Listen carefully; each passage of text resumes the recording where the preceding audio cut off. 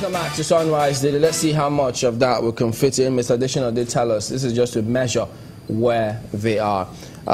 Speaking about measuring where the government is with respect to power generation, I know you did set certain targets, but could you tell us, we've seen the figures you've talked about in that book with respect to power generation and transmission.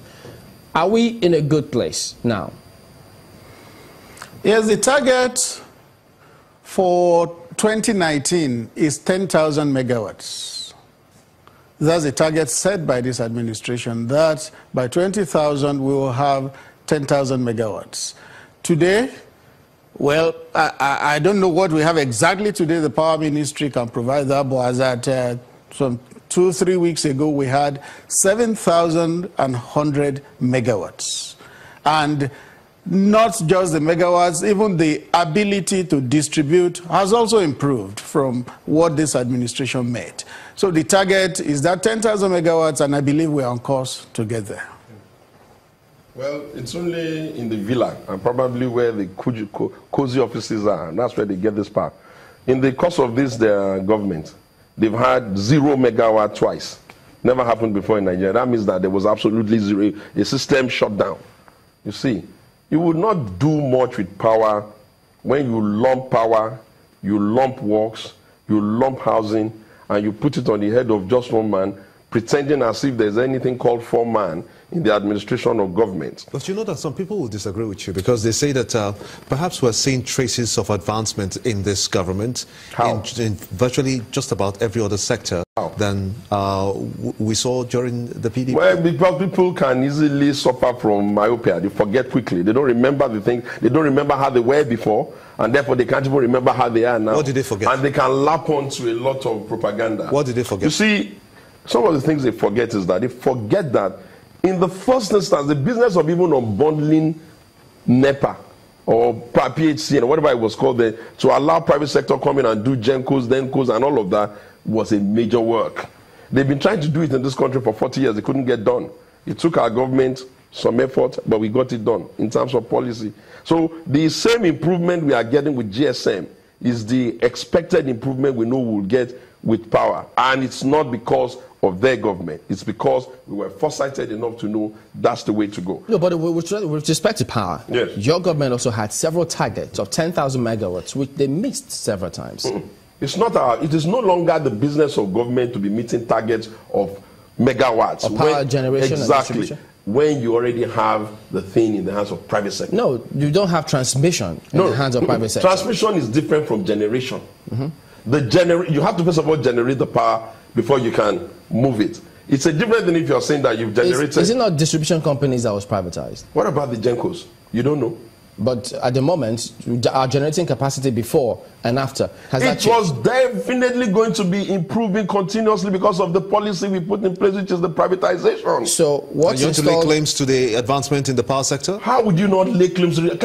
Are we not going to lay claims to how much the GSM SIM was in 1999 and how much is this today? Will you also lay claim to security improvement? Of course we will lay claims to security. How? Very good. They have not bought a single hardware.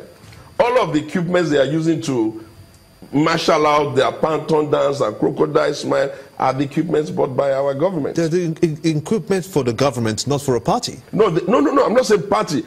Equipment bought by our government. They've not bought one. And if, okay, they have a man who has the experience of being a general or better being able to deploy the armed forces, didn't we really expect that he'll be able to do that? Even at that, more people are dying in Nigeria today.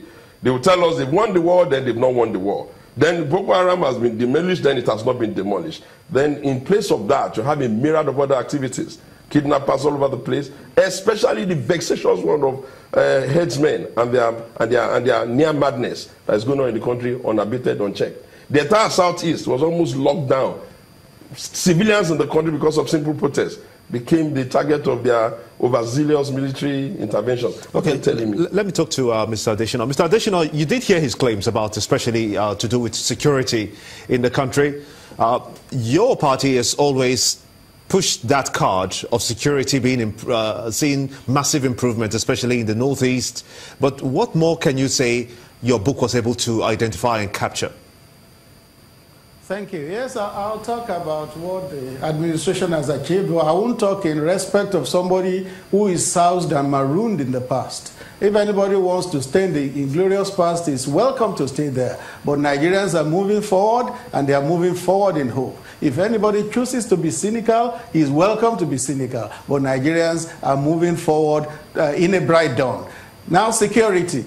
We know that as of 2015, when this administration came, you didn't know where Nigeria was headed, because insurgency was in the northeast, it was in the northwest, it was in Abuja, the federal capital, it was down at Kogi and about going into the southwest. If it went into the southwest and went down south-south, what would remain of the country? But we know that today the situation is different. That insurgency at a point became circumscribed just in Borno and Adamawa and Yobe states. After some time, Adamawa and Yobe were cleared, and it was only limited to Borno and particularly the Sambisa forest. We know what was achieved there in December last year with Camp Zero falling. And the mopping up process is what we are passing through now. You know that the mopping up process of a war is as important as the real active shooting part of the war itself. That is what we are going through.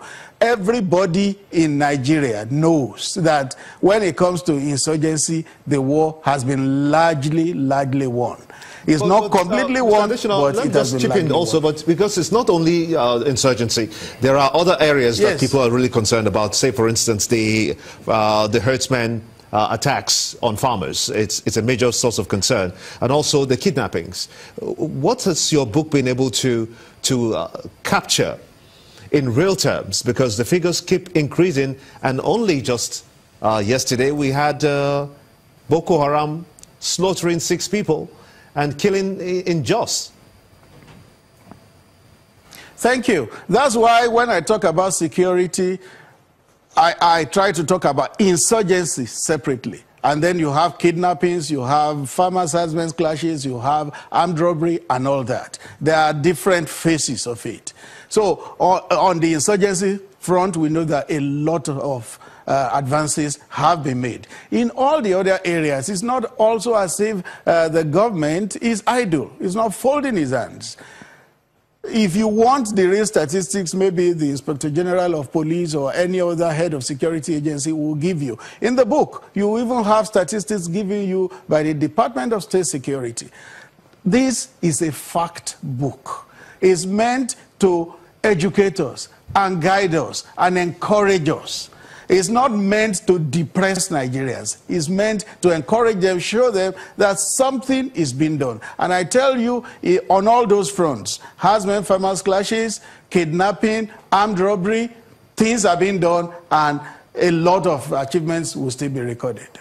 How do you respond to that? Well, the thing about facts, that this is the part that makes people like me we cringe. Statistics, being someone that has a mathematics background, is one of those instrumentality that government can always use to quote the book. It's what you put in that you get there. The truth of the matter is that the measure or the general feeling of security of any set of people within any space called the country must be how the citizens see it and how they feel and what